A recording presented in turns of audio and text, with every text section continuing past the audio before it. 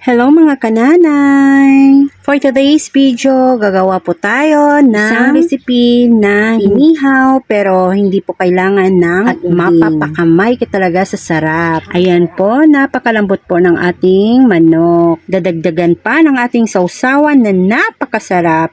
So, ano pa hinihintay natin? Let's start! Meron po tayong isang buong manok, mga 1 kilo po iyan. Then, hahatiin lang po natin dito banda na part ng manok para po kasi malambot. Pag dyan po tayo hahati, maraming buto-buto. Then, mag-prepare po tayo ng 1 cup soy sauce, 1 cup sugar bawang, at saka kalamansi. Naglagay din tayo ng kunting tubig at saka ayan po yung Coke. Cola po, wala problema. Naglagay na rin po ako ng paminta. Then, i-mix-mix na po natin hanggang matunaw po yung ating sugar. At kapag okay na po, ilalagay na po natin ang ating buong manok. Mamarinate po natin for 1 hour or pwede din naman overnight. Ilalagay muna natin sa ref.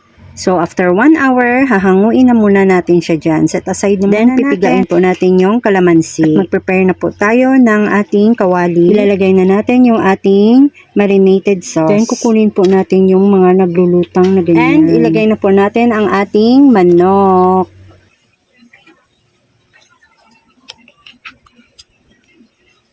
Tatakpan natin at pakukuluan ng 20 minutes. After 10 minutes, babalik na rin lang po natin.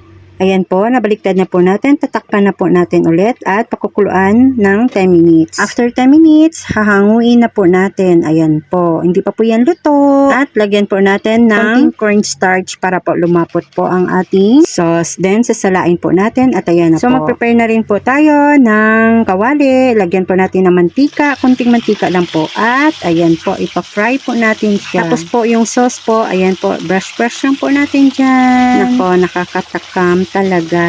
Then, babalik na rin po natin. And same process, ibabrush po natin. Dapat po mahina lang po yung apoy natin para hindi masunog.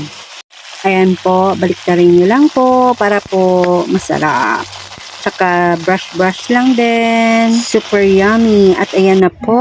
Wow. Ito na yung inihaw na buong manok sa kawali. Malambot at napakasarap. Kain tayo! Ano pang hinihintay nyo mga kananay? Subukan nyo na rin po itong ganitong recipe. Tiyak magugustuhan po lahat ng mga kasama natin sa bahay. Sarap!